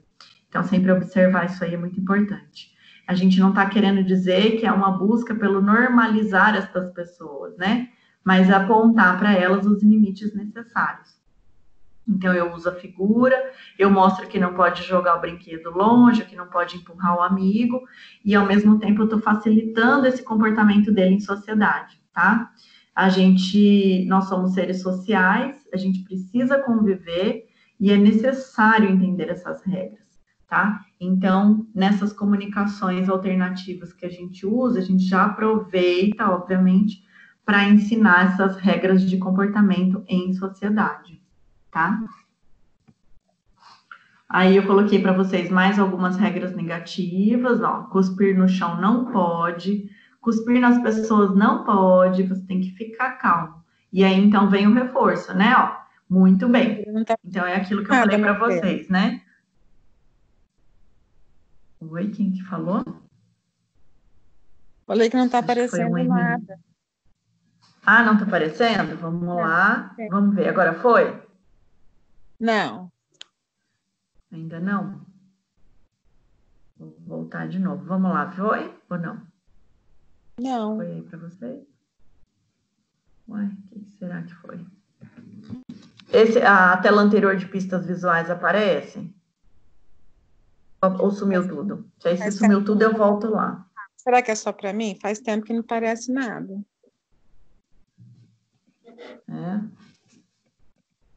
Como é que tá por aí, gente? Agora apareceu. Deixa eu ver se Agora apareceu. É? Sim. Ok. Ah, então, tá falando aqui que estava aparecendo sim, mas talvez você não estava conseguindo visualizar aí. Então, eu vou voltar aqui. Ah, ele voltou para o começo? Eu vou passar aqui. Sim, talvez não esteja conseguindo chegar a comunicação até o seu aparelho, tá? Mas eu acho que tem disponível aí o material para vocês e vocês conseguem, então, chegar até eles depois, né? Então, a gente está aqui no cuspir no chão não pode, tá? Tá ok? Então, aí são as comunicações que são as regras sociais que a gente tem que ensinar, né? Se a gente, não é questão de, aquela criança tem um comportamento de beliscar, de morder, ou de cuspir nos outros, ou de se jogar, que nós não vamos trabalhar esse comportamento, porque ele é considerado socialmente um comportamento inadequado. Quando que eu vou trabalhar esse comportamento? Da forma que a gente foi conversando aqui ao longo da aula. Eu vou observar se é um bom momento, qual é a forma de comunicação que eu consigo entrar em contato com essa criança. Eu vou fazer pistas visuais, eu vou escrever, eu vou fazer uma imitação, eu vou apresentar um vídeo, eu vou fazer uma atividade que mostra que isso não é legal, né? Então, a partir daí, eu vou introduzindo essa regra social para esse aluno e fazendo com que ele possa entender que se ele se comportar daquela forma, ele não vai ter uma aceitação entre os colegas. E isso é muito importante a gente ter em mente também, porque, obviamente, como eu falei para vocês,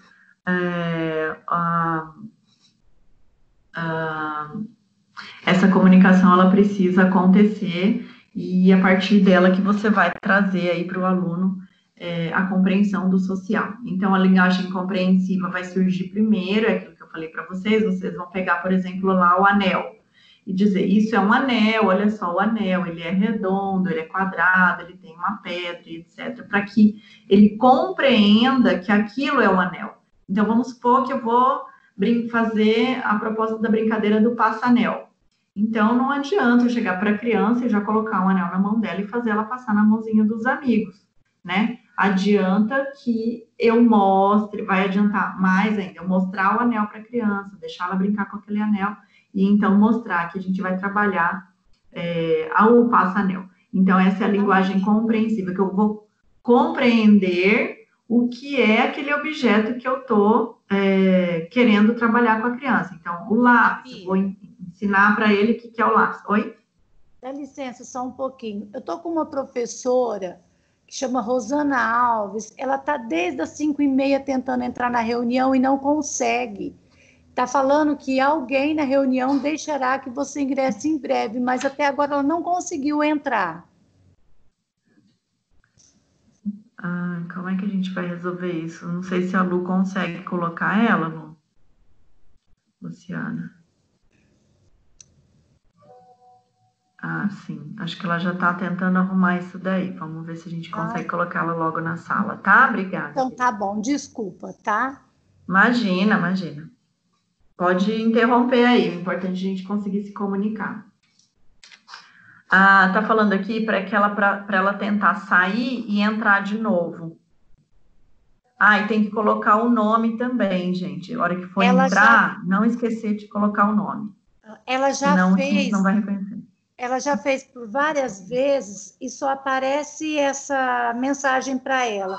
Olá, Rosana Alves. Alguém na reunião deixará que você ingresse em breve. Nós estamos tentando ver aqui o que consegue fazer. Ok. No botão azul, aperta para Enter. O nome da pessoa, como é que é, Rosana Alves? Rosana Alves. Vamos ver aqui.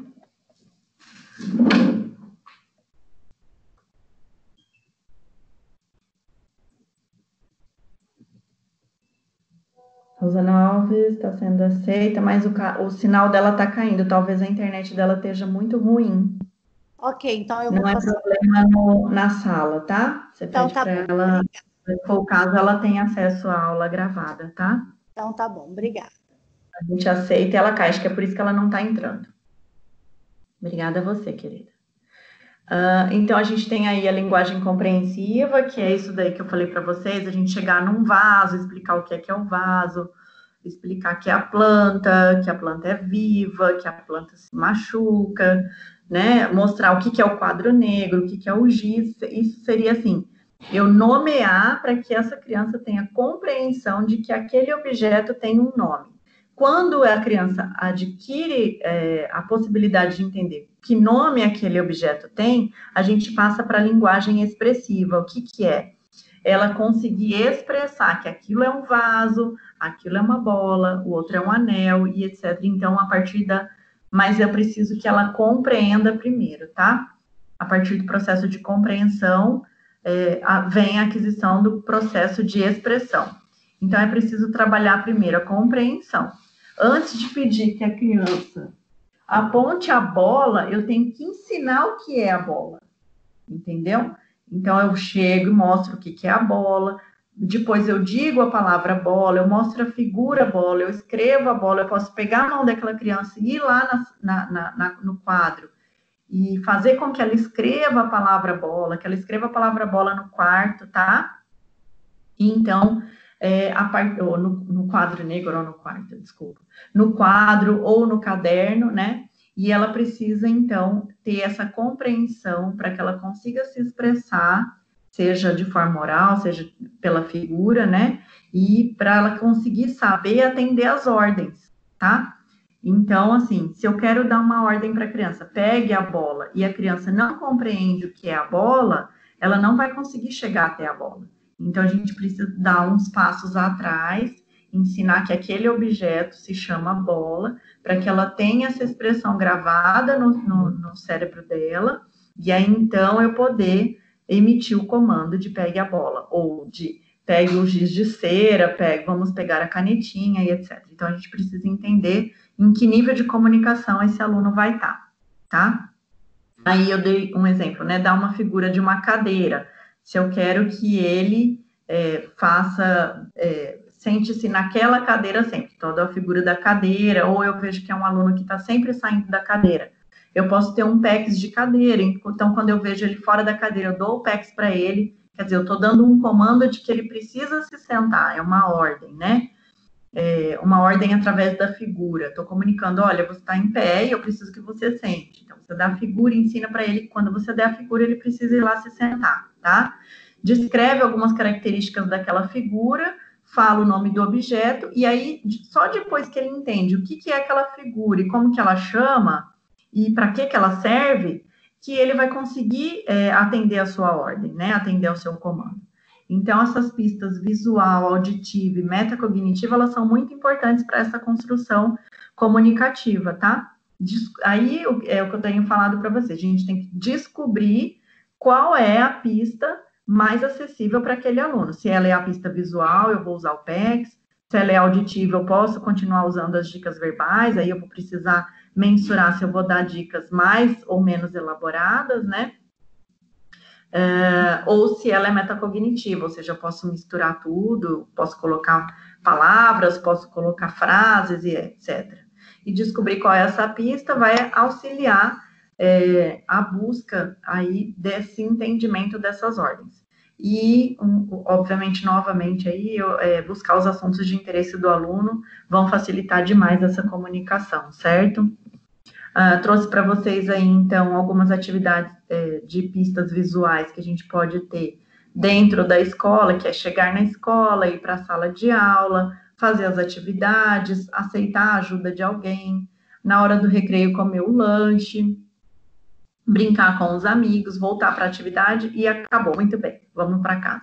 Então, isso é muito importante, porque por diversas vezes o aluno, às vezes, vai para a aula, fica perdido até entrar na sala de aula, ou seja, você tem que dar aquele comando, olha, vai para a sua sala, então aí ele vai, e aí ele não sabe onde sentar, né, de repente a gente colocar uma pista lá onde que ele pode ficar sentadinho, aqui a carteira do comando, né, e depois, então, que ele pode pedir ou aceitar ajuda quando ele tem algum tipo de dificuldade, né? E que na hora do recreio ele tem que comer o lanche e depois ele precisa brincar, tá? Então é muito importante isso, que às vezes a criança chega e ela não tem essa noção do que ela vai fazer depois que ela comer, ou como que ela vai fazer, qual é o prazo que ela tem para comer o lanche, como que ela vai fazer a brincadeira com os amigos. Então, às vezes a gente vai precisar de um apoio aí nessa hora do lanche para ensinar como ela vai comer, como que ela vai interagir com as outras crianças, né? Então, a gente começa com aquelas dicas mais simples,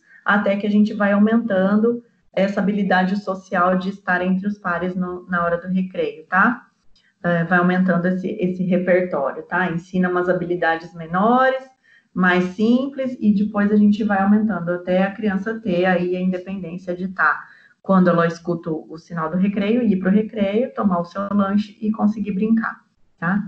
é um trabalho que tem que ser feito aí com o pessoal que fica na cantina, né, na parte externa da escola. O desenvolvimento da linguagem, obviamente, vai melhorar o aspecto pragmático, tá? Então, eu sempre tenho que trabalhar o uso funcional das palavras. Então, é aquilo que eu falei para vocês, a gente vai pegar o objeto, explicar o que é aquele objeto, mostrar quais são as características daquele objeto, ou seja, o que eu posso fazer com aquilo, né? Quais são as atividades que eu posso desenvolver, e a partir dali eu dou o uso funcional dessa palavra, tá? Porque antes mesmo da gente ter um desenvolvimento de linguagem mais aprofundado, mais elaborado, a gente precisa ter esse desenvolvimento um pouco mais rústico, tá? De entender o uso funcional, de entender esse pragmatismo. Então, por isso que a gente usa bastante, eu vou voltar aqui um pouquinho para vocês lembrarem, essas atividades de palavras ligadas aos objetos. Vamos voltar lá um pouquinho. Essas aqui, tá? Do berço, banana, baú, a gente pode fazer com todas as letras, aí pode fazer com a B, C, D, ou abecedário inteiro. Essa de circular as palavras e essa de você achar todas as palavras com a letra A, então, no máximo de tempo possível. Tudo isso daqui são atividades que vão trabalhar esse pragmatismo, porque a partir daí eu pego palavra por palavra e vou ensinando aquele aluno para que serve cada uma daquelas palavras, o que ela significa e qual é o aspecto pragmático dela. E aí eu vou dar um uso funcional para aquelas palavras. Então, às vezes, o aluno até sabe, mas não sabe o significado, tá? A partir daí, a gente vai ter o aspecto semântico enriquecido, né? Porque eu enriqueço o vocabulário, porque eu dei dicas de qual era o uso funcional daquelas palavras. Então, solicitar o que o aluno quer, dar um suporte com figuras, tirar o suporte quando ele adquirir o entendimento, são as dicas principais dessa comunicação alternativa que nós estamos aí aprendendo nessas duas aulas. Então, o suporte de figuras é muito importante quando a gente tem aí crianças não verbais, ou crianças com dificuldade de comunicação imensas, né, que elas têm a ecolalia, então você fala, você quer ir para o recreio, e ela repete, você quer ir para o recreio, né? Então, coloquei o exemplo para vocês aí. Você vai dizer, você quer o lápis de cor? Ela responde sim. Se for uma ecolalia, ela vai dizer, você quer o lápis de cor? E aí o professor diz, você quer o lápis? E a criança provavelmente vai dizer, você quer o lápis? A gente tem uma comunicação, mas é uma comunicação ecolálica. Mas lembrem-se que a ecolalia também faz parte de uma construção de comunicação e de linguagem. Ela também é uma forma de adaptação dessa comunicação, né? Quando a gente falou daquele autista famoso que usava a ecolalia dos filmes da Disney para se comunicar com seus pais. Então, mesmo quando a gente tem uma criança que é não verbal e, de repente, ela desenvolve uma ecolalia, em que pese a ecolalia não seja tão uma coisa que seria bom perdurar, né? Uma ecolalia, ela precisa ser trabalhada para ela se modificar para uma linguagem melhorada. Se, por acaso, eu conseguir desenvolver essa ecolalia, eu já estou feliz. A gente já conseguiu um ponto a mais, a gente está um passo à frente para conseguir essa comunicação aumentada, né? Então, a ecolalia também pode significar que nós estamos tendo uma comunicação alternativa. Ela não é aquela comunicação desejável, que é límpida, né, que a gente consegue entender, mas ela é um tipo de comunicação, tá? Então, eu trouxe para vocês aqui mais uma pista visual, que é o ir ao banheiro para as meninas, tá? Eu não lembro se eu coloquei o ir ao banheiro para as meninas na outra aula, mas se eu não coloquei, depois eu coloco para vocês, tá? Vou dar uma olhadinha. Então, mostrar que a barriga está avisando que tem que ir no banheiro. Então, por diversas vezes eu via o Gabriel, assim, se espremendo e não ia ao banheiro de forma alguma. Ele precisava estar, assim, praticamente fazendo xixi na roupa. Então, eu fui explicando para ele, olha, quando você sentir essa dor na sua barriga, isso significa estou com vontade de fazer um xixi, ou o número 2, né? Então, todas essas informações sociais que para o nosso cérebro, talvez elas estejam facilitadas, para o cérebro do autista, não. A gente precisa dar essa dica, por isso que a gente fala das dicas de uso do banheiro, tá? A gente vai avisar que a barriga está doendo, que isso significa que eu quero fazer as minhas necessidades, seja ela do xixi ou do número 2, né? Mostrar que a criança precisa ir ao banheiro, que ela tem que fazer o xixi no vaso, porque por diversas vezes a gente pega alunos que não identificam qual é o local exato de se fazer, então se você coloca essa dica visual, né? Dentro de um banheiro você vai facilitar sobremaneira aquele aluno que não tem essa percepção. Então, como que pega o papel, como que se limpa, dá a descarga, lavar as mãos e muito bem. Então, são quadrinhos que vocês falam, nossa, mas são facilitadores, tá? São os facilitadores que vão proporcionar ao aluno a comunicação alternativa daquilo que ele está sentindo. E a partir daí, a gente, obviamente, tem um ganho enorme em todos os sentidos, porque é um aluno que não vai mais fazer o xixi na roupa, que vai usar o banheiro de forma adequada, que vai lavar as mãos antes de sair, que não vai ficar confuso, porque o que eu percebo é que existe uma grande confusão dentro da cabeça das crianças autistas, né? Tá, ok. Não colocamos a rotina dos banheiros dos meninos. Eu vou colocar para vocês na aula que vem, que a gente já tá... que horas que eu posso parar a aula, ou a gente pode continuar até qual horário, Lô? Depois se você puder me dizer. Eu posso estender um pouquinho mais, ou a gente já vai finalizando aqui para abrir para perguntas, tá? E aí, depois, então, na aula que vem, eu coloco lá, num slide apartado, qual seria a rotina, essas dicas de rotina para o banheiro dos meninos, que eu acho legal que dá para vocês imprimirem e já usar. Tá, ok. Então, vamos lá. Deixa eu só ver, eu acho que esse é o último. Sim. Então, vamos para o último slide aqui. Daqui 10 minutos a gente finaliza. O jogo simbólico, que é aquilo que eu falei para vocês, que é o faz de conta, é a imaginação, é a imitação, tá? O que é o jogo simbólico que a gente fala nas terapias e nos momentos terapêuticos? É usar objetos reais nas brincadeiras e os objetos reais de forma funcional. Então, é aquilo que eu falei para vocês. Como é que eu vou fazer com que o meu aluno tenha uma aprendizagem de linguagem, né? Eu vou fazer o jogo simbólico. O que é o jogo simbólico? Eu vou pegar aquele objeto, eu vou nomear o objeto, eu vou mostrar o objeto. Se eu puder pegar ele de forma real, muito melhor, né? Se eu puder pegar a bola, o giz, o lápis, tudo que puder ser feito o mais real possível, melhor. E se eu não puder, eu vou usar essas figurinhas, né? Óbvio que eu não vou poder usar uma foto de uma criança sentada num vaso sanitário dentro de um banheiro, né? Porque é um pouco impactante. Então, por isso que, por exemplo, nesse quadro, a gente usa a criança no desenho, certo? Mas quando eu puder utilizar objetos reais, eu vou utilizar objetos reais, seja na brincadeira, seja no dia a dia, seja no momento em que eu estou construindo uma formação ali do pragmatismo dessa criança. E esses objetos, eu preciso usar eles para a criança autista da forma mais funcional possível, porque a gente tem a rigidez, lembra da rigidez que eu falei para vocês? Então, se eu uso aquele objeto real, que eu dei qual é a função dele para aquele aluno e qual é a nomenclatura dele, mas eu uso ele de outra forma, eu vou criar um pouco de confusão na cabeça desse aluno, tá?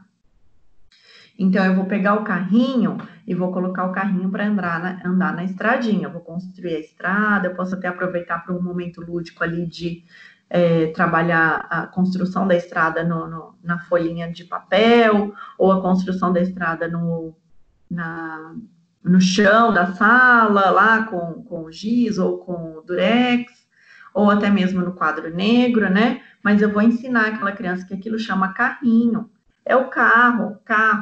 E aí, então, eu vou mostrar que é o carro, vou mostrar que tem a roda, que a roda roda, que o carro anda na estrada. Então, eu vou sempre fazer esse jogo simbólico, porque quanto mais realidade eu coloco naquela palavra que eu quero ensinar para a criança, maiores são as chances e a possibilidade da gente conseguir fazer com que aquela criança fale a palavra, aponte o objeto e esteja conectado com aquele objeto. Então, o aviãozinho a gente faz para voar, a faca a gente faz para cortar, o garfo para espetar o alimento, tá?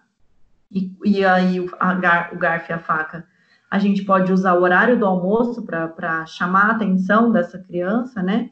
Então, eu vou construir essas palavras naquele horário do almoço. É claro que eu sei que muitas das vezes a gente não vai ter o tempo necessário para fazer essa construção, mas a partir do momento que eu consigo introduzir isso dentro de sala de aula, né, eu vou estar construindo habilidades sociais, habilidade de fala, de comunicação, de intervenção, de desenvolvimento, de linguagem, esse aspecto pragmático, o aspecto da semântica, e tudo isso vocês vão observar que vai ajudar muito, né, esse aluno a se comunicar.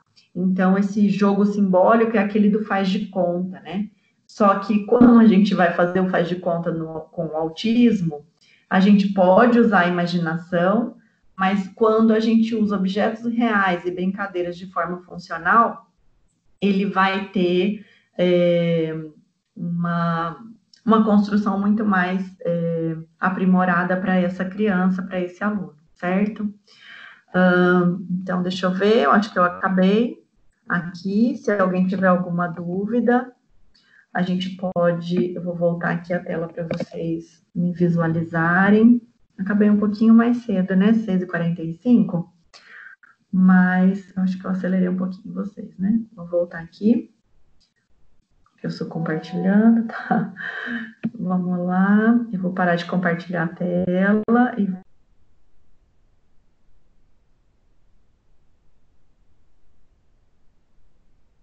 entender um pouquinho mais sobre as comunicações alternativas aí, mas eu acho que a gente explorou bastante. O que eu queria mais passar para vocês é sobre mesmo aí quais as possibilidades da gente elaborar essas comunicações alternativas dos PECs, né? E para que vocês tenham uma ideia de o que é o PECs e saber que o PECs não é nada de extraordinário, que todos nós podemos fazer, que tem disponível em vários locais, e que fora o PECs a gente tem outros tipos de comunicação alternativa, que eu usar os objetos da vida real, né? Eu pegar o lápis, eu pegar o giz, eu pegar o caderno, a lousa, o outro amigo, né? E a partir daí, a partir desses objetos, eu trabalhar o pragmatismo, né? Conforme o aluno ele vai aumentando de idade, o pragmatismo ele fica muito mais difícil de ser trabalhado, porque a gente tem complexidades nessas palavras e nesses objetos, mas a partir do momento em que eu consigo fazer a conexão do cérebro dele com a palavra em si, com aquela função, a semântica ela fica muito mais fluida.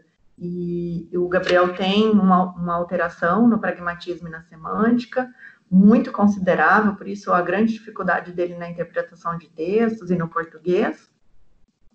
E essas atividades que eu passei para vocês lá, das palavras, né, de circular a palavra, ou de fazer várias palavras com a mesma letra, ou transmudando as letras e tal, são as atividades que a gente mais trabalha com ele, para que ele desenvolva aí o pragmatismo e a semântica dentro desse cérebro dele, tá? E tem ajudado bastante, tem dado um bom resultado. Eu acredito que vocês também vão conseguir.